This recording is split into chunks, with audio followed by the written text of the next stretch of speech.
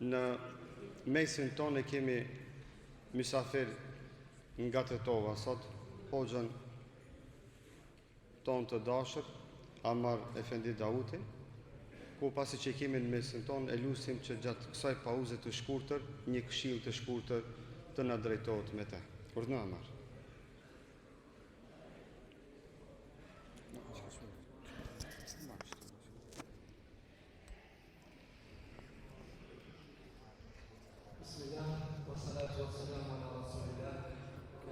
محمد صلى الله عليه وسلم وعلى آله وصحبه أجمعين رب اشرح لي صدري ويسر لي أمري واحلل عقدة من لساني يفقهوا قولي وبعد. Vëllezër, falenderojmë Allahun subhanahu wa taala për mirësitë e tij të panumërta. Salavatet dhe selamet ja çojmë njeriu më të dashur në zemrat tona Muhammed Mustafa sallallahu alaihi wasallam, familjes së tij të pastër dhe të ndershme, shokëve të tij besnik dhe gjithë atyre të cilët ndjekin rrugën e këtij pejgamberi deri në ditën e gjykimit. Unë jam më pak meritori ndoshta për të drejtuar këtij xhamati me një porosi të shkurtër, duke qenë i vetëdijshëm se për rreth meje dhe afër meje kam mësuesit e mi, hoxhallarët e mi, hoxhën e nderuar hoxh Bekir Hanimi dhe hoxhën e dashur hoxh Muharrim Ismaili. Elusa Allahu subhanahu wa taala që Allahu t'ju jep shëndet, e t'ju jep ymër në shërbim dhe në nështrim dhe Allahu xhallahu ala.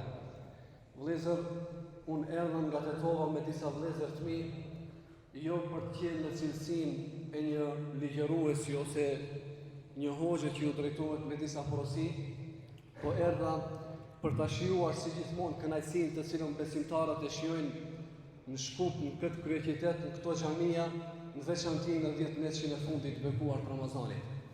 Mirë po, me që hoxha tha që u drejtohem me disa porosi, ajo që më vjen ndërmend që të këshilloj veten time dhe juve vëllezër është se pikërisht në natën në të cilën ne synojmë që të arrijmë, Allahu na mëson që të arrijmë natën e Kadrit, zbriti libri i Allahut. Dhe ky libër është i mbushur me përkujtime të ndryshme.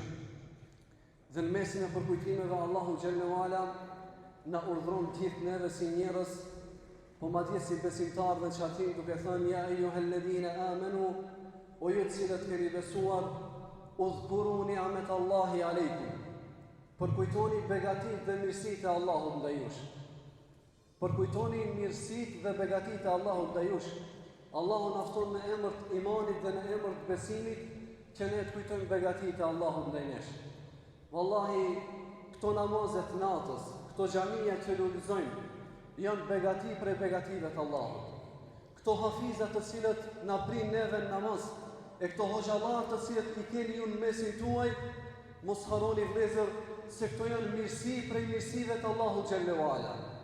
Andaj falenderojeni Allahun subhanahu wa taala për këto begati, sepse nëse ne kujtojmë mirësitë e Allahut xhallahu ala, gjëja e parë që do të përfitojmë është realizimi i tauhidit, njohshmërisë së Allahut, duke kuptuar se gjithë ky nimet dhe gjithë kjo begati është vetëm prej Allahut xhallahu ala. Allahu na e ka dhënë këto nimete.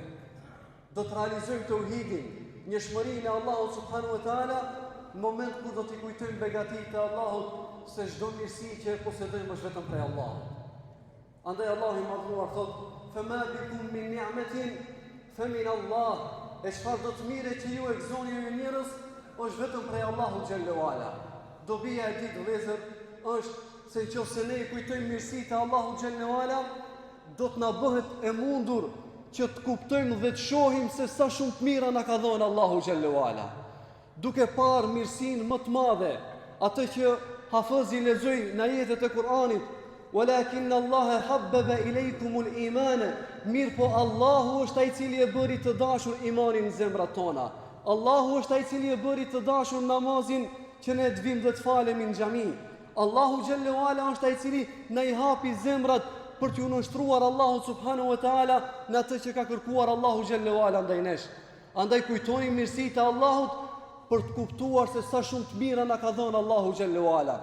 Dhe dobia e tretë vëllezër është, dhe nuk do zgjatem më tepër, në moment kur ne i kujtojmë këto mirësi ndaj Allahu xhallahu ala, Allahu te bareke o teala do të na mundsoj që ne të kemi një gjuhë falëndëruese ka shi këtyre të mirave të Allahu xhallahu ala. Andaj siç ka thonë Allahu subhanahu wa taala, la in shakartum la azidannakum.